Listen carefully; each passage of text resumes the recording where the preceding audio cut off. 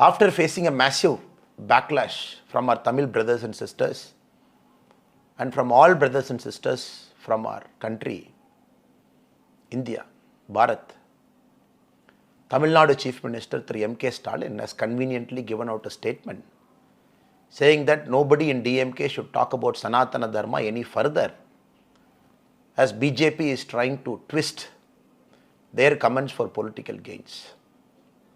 Now we all know the coordinated attack by the Indie Alliance for the last 2 years is a part of a larger conspiracy to eliminate Sanatana Dharma, the great Dharma of Hinduism, from our holy land.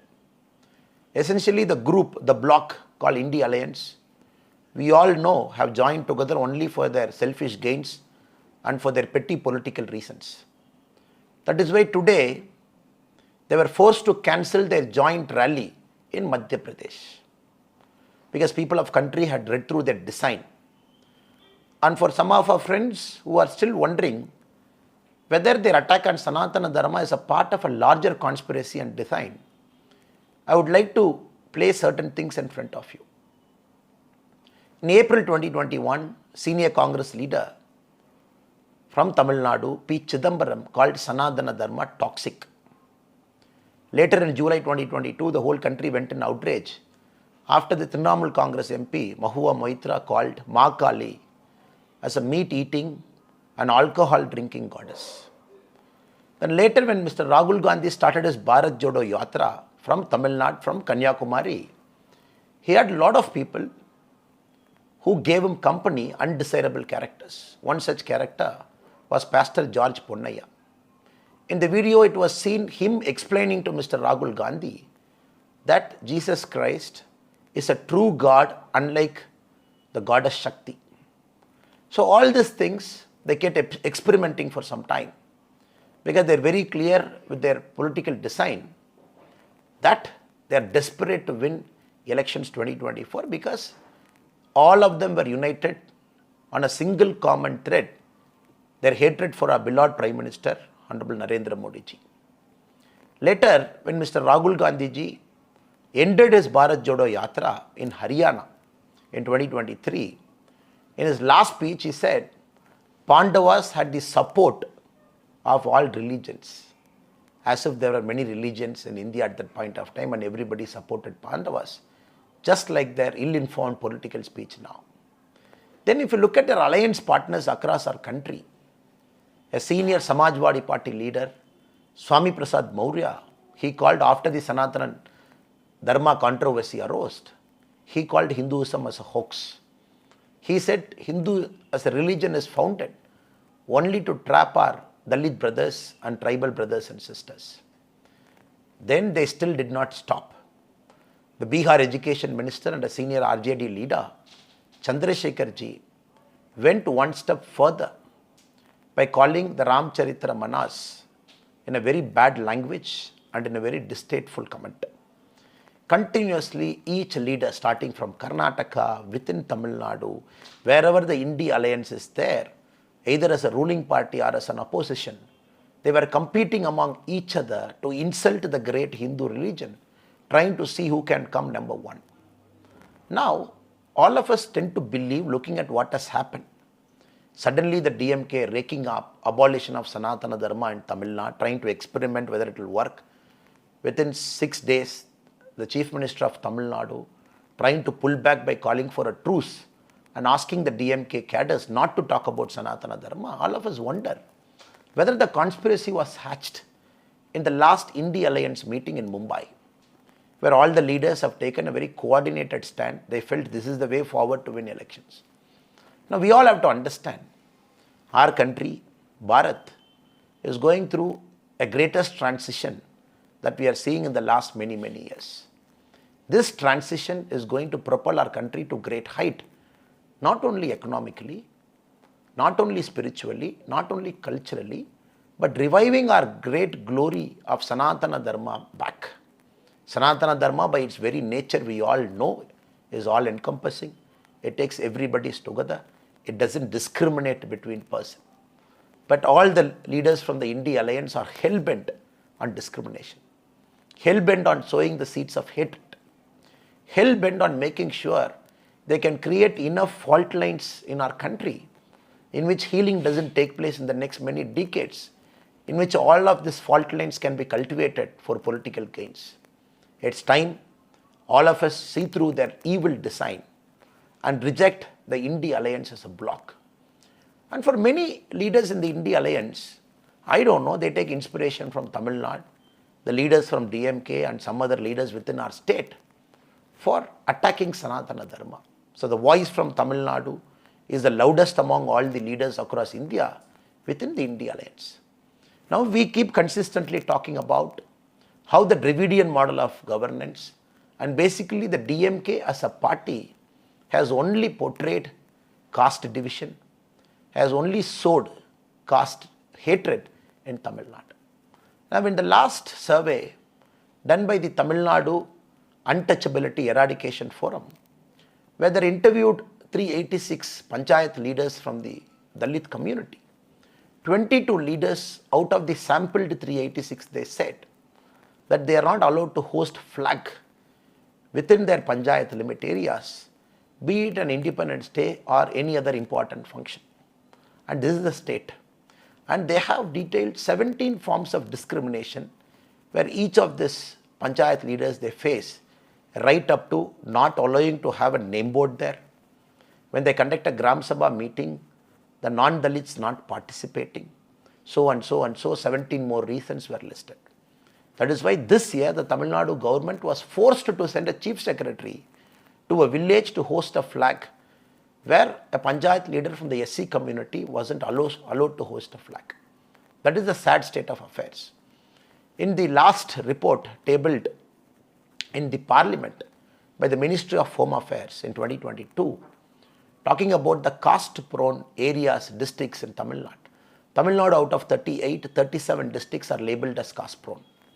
More than 385 villages are labelled as caste-prone sensitive villages.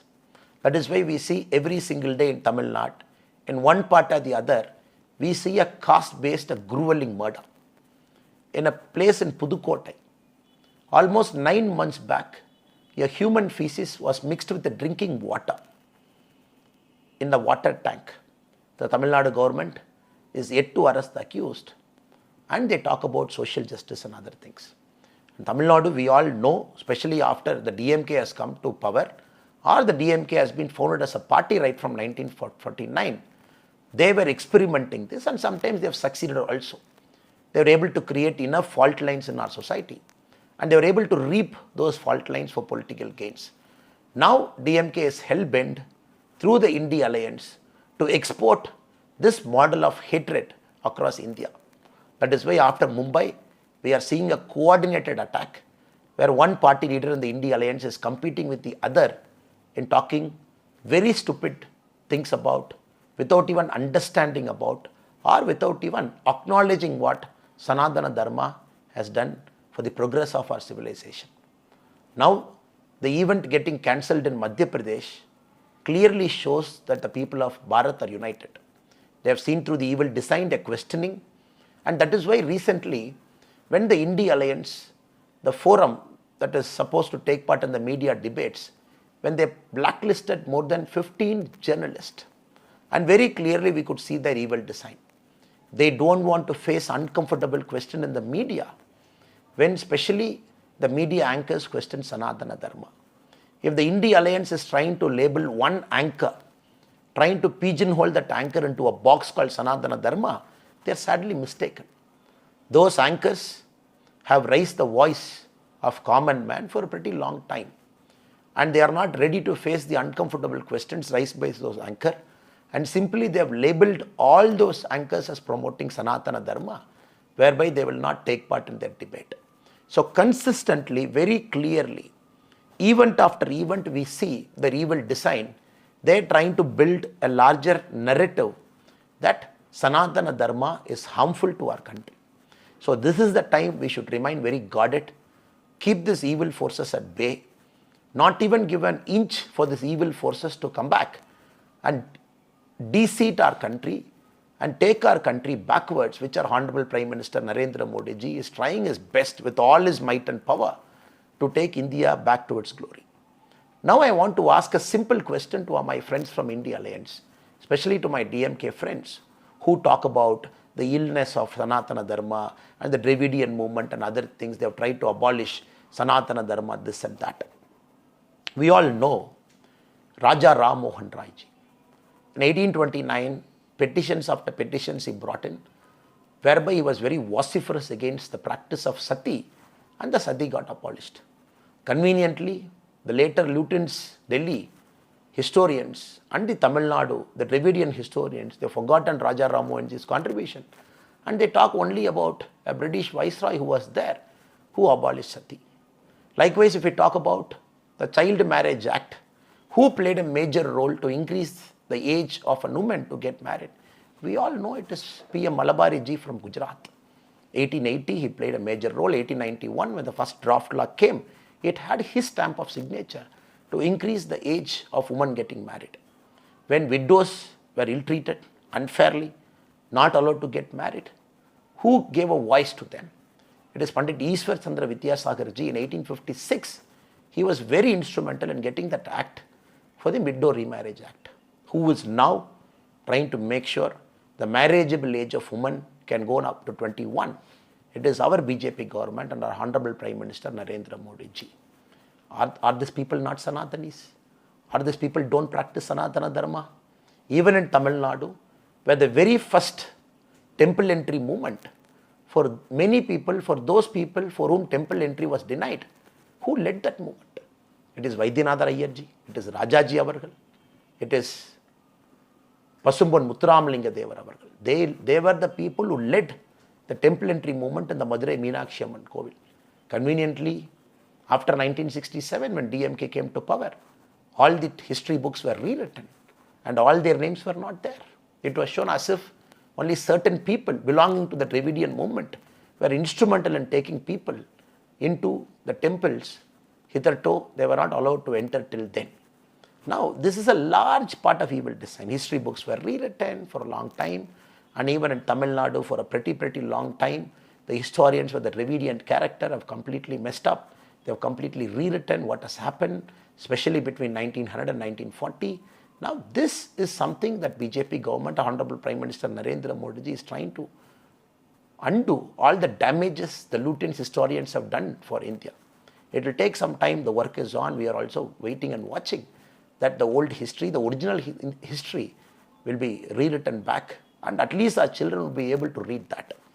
So I would like to make an appeal to my friends from DMK that since you have learned a very hard lesson now, touching Sanatana Dharma will backfire on you very badly.